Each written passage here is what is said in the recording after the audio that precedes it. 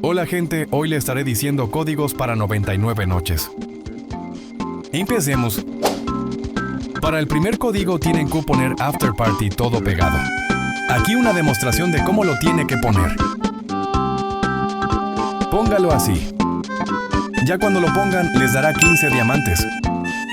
Y con 15 diamantes te puedes comprar la primera clase del juego, que es la clase campera.